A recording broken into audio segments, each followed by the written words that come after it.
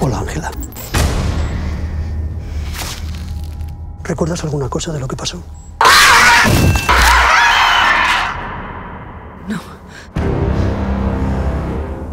¿Dónde estoy?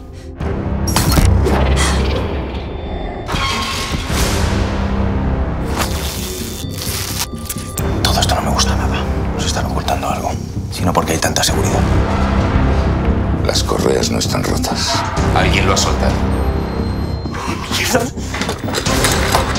¿Qué coño está pasando ahí fuera? Vale. Los matasanos que la han jodido, ¿verdad? ¡Vamos! Está claro que esto se les ha ido de las manos. Así que ya está llamando a quien tenga que llamar y que nos saquen de aquí. Nadie vendrá a buscarnos. Ya no.